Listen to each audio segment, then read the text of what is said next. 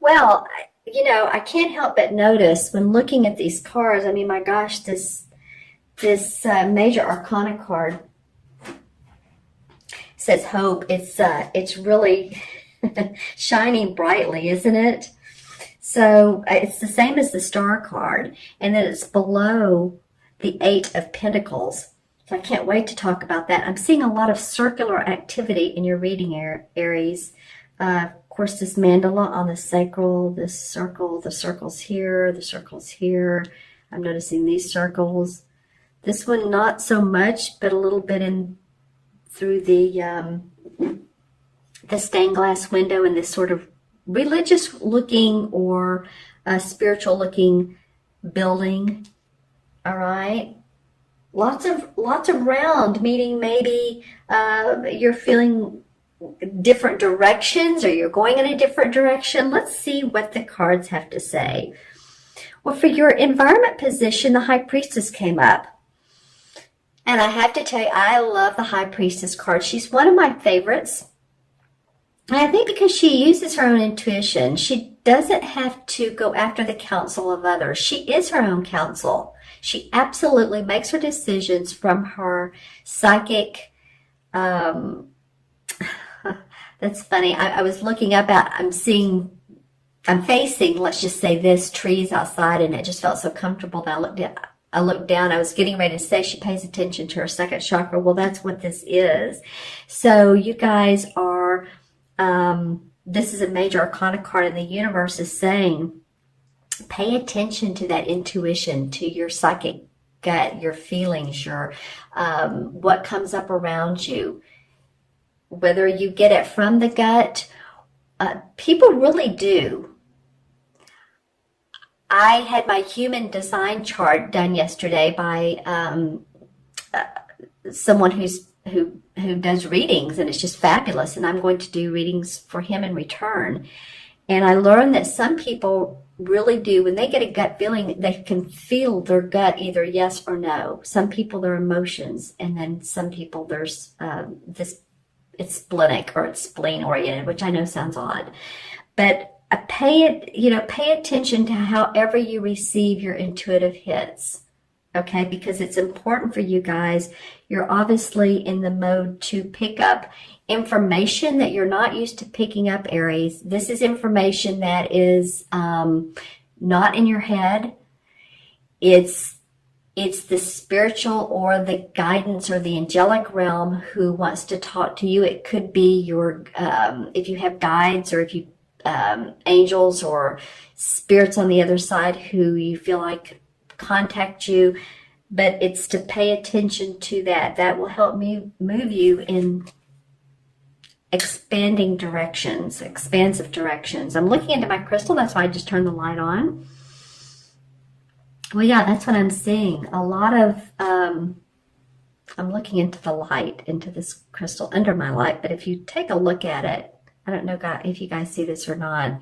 There's a big area of, it would be called white space or in between space. This feels very expansive, like you are communicating with those beyond. Some of you are. I know that you're not necessarily mediums per se, but I'm just feeling like you can tune into that intuitiveness. And then you'll be able to manifest.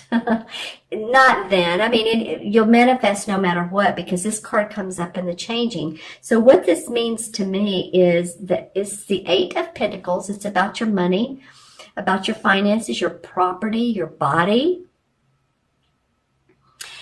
And the card, the indicator card, is the Star card. So if this had been a totally different card, if this had been like the Tower, I would have said, oh, some of you are going to have problems with your money. And I'm not saying that for all areas, no one's going to have problems with money, but there is a good foundation. What's changing for you, what's making you the Star, is something that has to do with your ability to earn money, your drive, your force, your passion, your skills, your talents.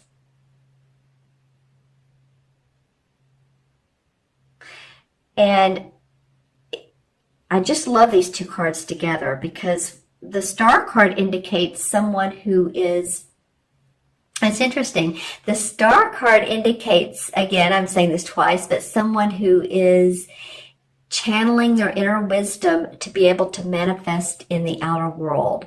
And it's what I call in numerology, the 8 card is the power card. It's being able to bridge the spiritual and the material together. So I have the spiritual material together. So that's the 8. And this talks about your inner guidance and paying attention to the second chakra, which this is carnelian. And I just love it for second chakra. I'm going to put that right there. That feels good. So I really do feel like what's changing for some of you guys is, and girls, is your money, your finances are going to be increasing. I mean, that's pretty bottom line for a lot of you. I feel like some of you are swooping down on a business deal, swooping down on an investment, swooping down on some land that's you can grab before the next person. I just feel like some of you are able to make some really good business deals in the month of June. Wow, there's all sorts of opportunity too once you do that. There's opportunity to build, there's opportunity to lease, there's opportunity to for mineral rights. I don't know why that's coming up, or whatever else that may be. For some of you, this land has meaning. It might have been in your family for a long time. Has deep roots. For some of you, it might be, depending on where you live, but native properties to it. So if you're in the United States, maybe the Native Americans. If you're in, Mexico, the Mayans, or whatever country, the native roots, whatever that might mean to you. The Aborigines, whoever that means to you in your particular country, or where you're purchasing the land, or what you might be looking at as far as earth, land, growth. Just saying, that's interesting. Okay, and your third card, the outcome, is the Four of Swords. If I can get these cards too, there you go. The Four of Swords, and this card came up in the last reading. And as you can see, it's about taking a rest, taking a vacation from the mind, maybe taking a holiday. Some of you might be going on holiday, a trip, and it would be very good for you. It'd be cleansing your thoughts, cleansing your mind, letting go of the good and the not so good. That could go either way, or maybe you're just taking a vacation from this. This has been a strong point for you, and you're like, okay, wow, now I can celebrate. Take some time to myself. It's interesting, though, the indicator card under this is the Five of Wands. And we know the Five of Wands is about different opinions, different options, challenging options.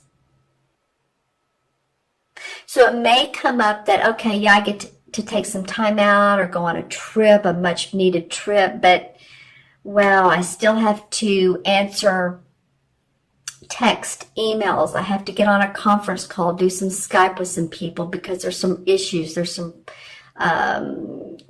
differences of opinion that I need to help sort out. I see some of you all being able to relax and then, oops, no, got to get on a call.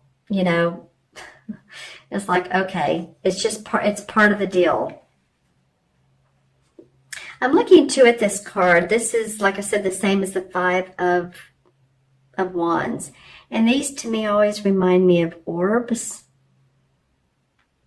And then I look at this red circle. So it's encompassing. And then between these two rocks, as this guy is getting ready to step out, there's this cobalt blue which connects the two rocks so that he won't fall, so that he doesn't misstep, literally misstep, or make a wrong decision. So although there may be some tricky times, I feel like you're going to be fine. And look at the, if you can see what he's stepping on here, this looks like it could be an angel. I've looked at this card many times. It could be an angel right there, or it could be a winged falcon, or it almost looks like a drawing. And I've said earlier of like a native drawing. I'll just put it that way. In some caves, or just a long ago population, long ago culture drew something like this. So the feeling is that you are going to be fine. You may have a little bit of disturbances, but again, you're not going to misstep.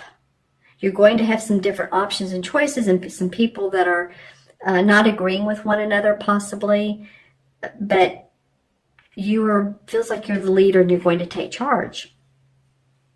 Right, Aries, I'm going to add up and look at my crystal. I'm going to add up the cards, all of them, and see if there's anything in the crystal about these two cards, about Aries needing to take time or possibly surgery for some of you.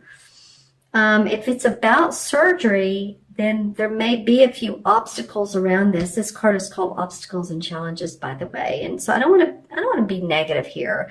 I'm just saying that, again, I feel like you're not going to misstep, or the surgeon or the doctor is not going to misstep.